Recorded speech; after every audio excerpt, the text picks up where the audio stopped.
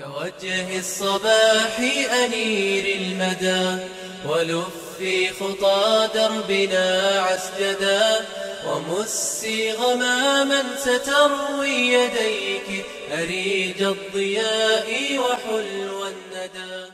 بسم الله الرحمن الرحيم، وصلى الله وسلم على نبينا محمد أشرف المرسلين. درسنا اليوم إن شاء الله نبين فيه ما يتعلق بتصحيح المسألة. تصحيح المسألة إذا أردنا أن نفهمه لابد من التركيز على الجانب التطبيقي أكثر من الجانب النظري.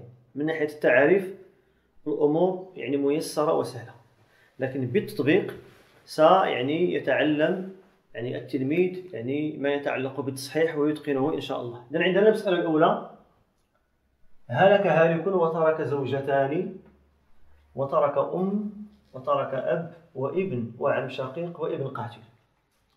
ننتبه، التصحيح أصلا لا نحتاجه إلا إذا كان عندنا متعدد من ورثة، إما زوجتان، إما 4 أبناء، إما 3 بنات. إذا كان عندنا واحد من كل أنواع الورثة نحتاج للتصحيح.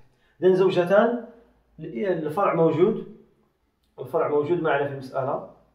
الزوجة تأخذ الثمن، سواء كانت واحدة أو كان عندنا أكثر من زوجة. الثمن بينهن بالتساوي، الزوجتان والجدتان. الأم معنا فرع وارث نعطيها السدس. الأب معنا فرع وارث ذكر نعطيه السدس فقط. هذه فقط من باب الشرح، وإلا فلا تحتاج إلى كتابتها في إجابة. الابن دائما عاصب، ولا يمكن أن يحرم من الميراث، لا يستحيل أن يحجب الابن حجب حرمان. العم الشقيق عاصب، لكنه من الدرجة الرابعة، درجة البنوة الدرجة الأولى، الأبوة الدرجة الثانية، الأخوة الدرجة الثالثة، العمومة الدرجة الرابعة. قلنا إن الجهة الأولى والجهة الثانية عندنا أب وعندنا ابن. العم الدرجة الرابعة فهو محجوب حجب حرمان. من الذي حجبه؟ حجبه الابن والأب. الابن من الدرجة الأولى يحجب جميع الأعمام وأبنائهم، ويحجب جميع الإخوة وأبنائهم. إذا العم الشقيق محجوب حجب حرمان. عندنا ابن آخر لكنه قاتل.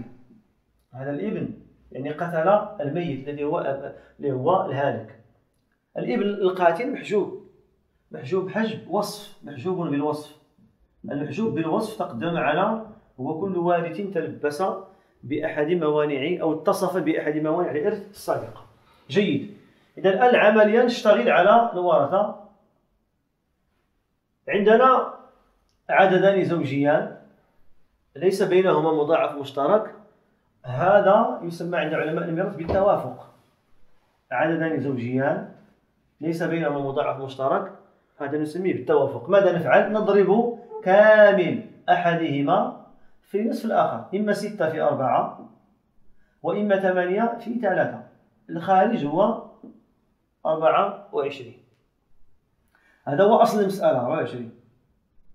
نقسم أصل المسألة على 8. نصيب الزوجات سيعطينا 3 أسهم. سهم الزوجات أو سهم الزوجتين هو 3. 24 نقسمها على 6 تعطينا 4 أسهم للأم و4 أسهم للأب. نريد أن نعطي الباقي للابن. كيف نعرف الباقي؟ نحسب عدد الأسهم 4 زائد 4 8 زائد 3 11. فنقول 24 ناقص 11. الباقي سيأخذه الابن، تعطينا 13. نأخذ سهام أهل الفروض مجموعها هذا ونطرحها من أصل المسألة 24 سيعطينا 13 ونكتبها أمام الابن. جيد. نلاحظ هنا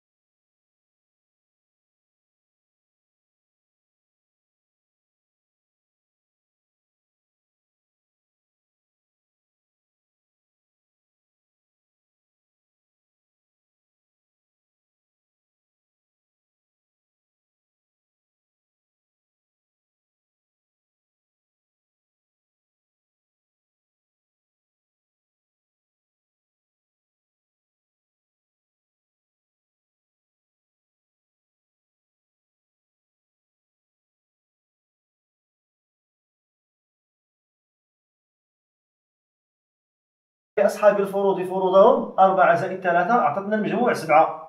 حنا عندنا الأصل فيه 12. 12 نطرح منها 7 تعطينا 5، الباقي بالتعصيب 5. الملاحظ عندي هنا انتبه مزيان أن العدد 4 السهم 4 لا يمكن أن يقسم على عدد الرؤوس 6 إلا بالكسار. إذا قسمنا 4 على 6، 4 مقسومة على 6 ستعطينا يعني فاصلة. وقلنا أن العدد العشاري لا ينبغي أن يكون عندك في مسألة الميراث، لا بد من تصحيح.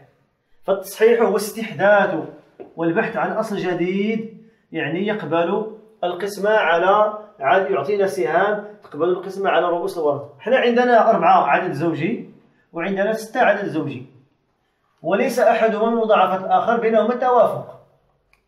إذا كان عندك عددان زوجيان، عدد الرؤوس زوجي، السهام زوجي، تضرب نصف عدد الرؤوس، نصف عدد الرؤوس.